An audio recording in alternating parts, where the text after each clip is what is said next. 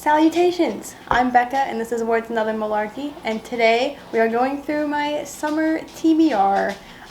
What's left of it anyway.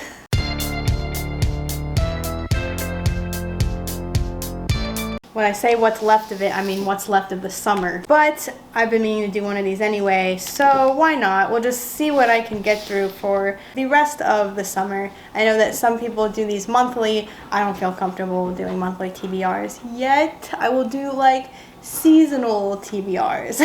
So yeah, this is gonna be interesting because I've never actually had like a set TBR list before, like a goal of so many books I wanted to read in a set time.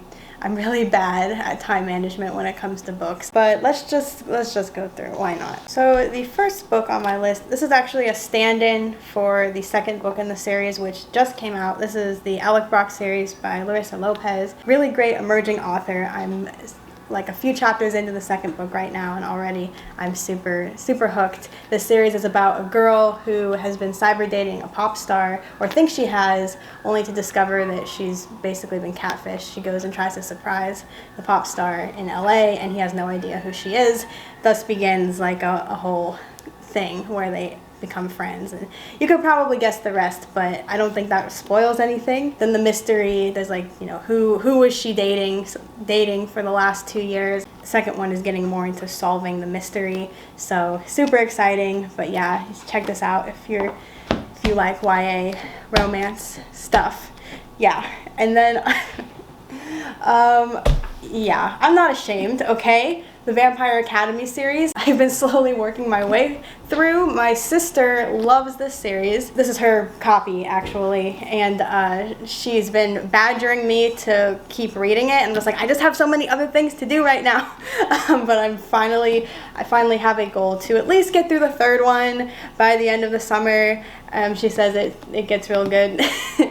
And I do actually unironically enjoy the Vampire Academy series. I know they get a bad rep because it was around that Twilight, you know, vampire romance era, but the story itself and the characters, I mean, it's just, I think people think it's going to be more Twilighty than it is. It's really nothing like Twilight. So I really do like them, and I really do want to read the whole series, but I gotta get to the third one first. And because I hate myself. Okay, I have this one here because I just want to.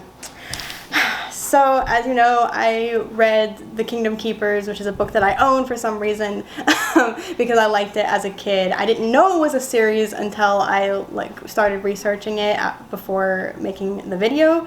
And apparently there's like 7 books in the series. And I said in that video I was not going to read them.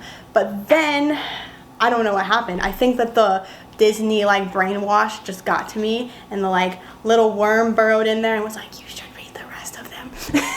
I'm actually just curious. I'm really curious to see what a 7-book Kingdom Keepers series looks like. This was a series that was never supposed to be written, and it got written. And you know what happens when that happens? Bad things. Very bad things. So I read the second one. It was something else. And now I have the third one. But look, this is why I wanted this one. This one's about the size of the first one. What happened between books 2 and 3 that warranted 300 extra pages? It's the same font size. It's the same really oddly large margins. I don't know. I don't understand. How much can you say? I don't even know what the plot of this is about. There's a snake on the cover, so apparently there's going to be a snake. It better be Jafar or the one from Jungle Book, because I swear to God, if we have to deal with Maleficent a third time, I'm going to have a conniption. Okay.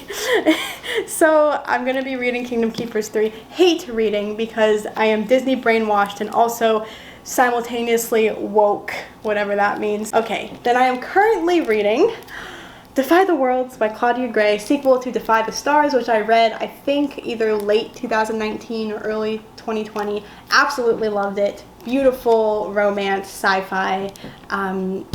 I don't know, just really hit a lot of the right buttons for me, and so I'm like a third of the way through it actually, and it's just really good.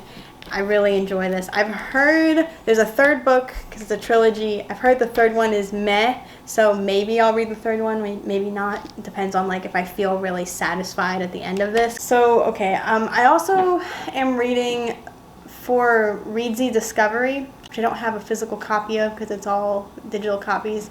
Tales from the Red Sun Village by Mark Swain. I did not write down the details, but that is what I am going to be reading for my next Readsy review. It's a really cool platform for both for authors that are self-published and for bloggers and book lovers looking to review. And I have not made videos for my Readsy reviews because I prefer to do them in written form. You have a choice to do a video review or a written form. I didn't want to do both. Like, it's just extra work for me. So I do have written reviews that I post on Readsy and on my blog, and I can link down below.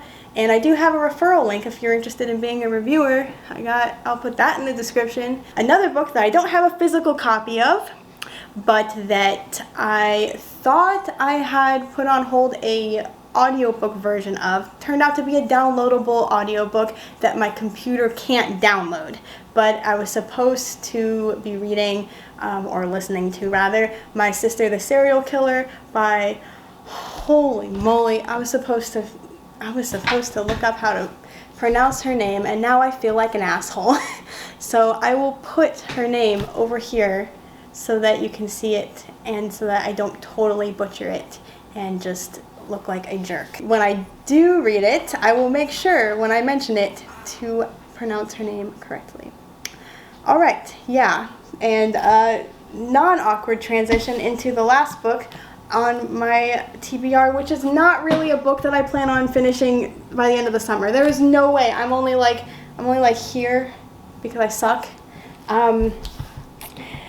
So yeah, the Alexander Hamilton biography is a thing, and it's really big, and I love Hamilton. I'm a huge fan of the musical, but yeah, I really do want to read the biography. It's just very slow going, and once again, I mentioned in my bookshelf tour that this is the next one on my Lessons from My Bookshelf challenge, and it's gonna be a while because this is a thick boy. Thick boy. It's just, I think I just get like, I don't even know what to call it, like reader paralysis, where like, you know that if you just read a little bit, it would be better than not reading it at all, but you just feel so intimidated by the task of reading that you don't read it. But you would have been further along by now if you just like read a page or two, as opposed to like saying, oh, I gotta read 100 pages tonight. Yeah, so that's where I'm at with that. I'm in a weird mental bind with it, but I do enjoy reading it.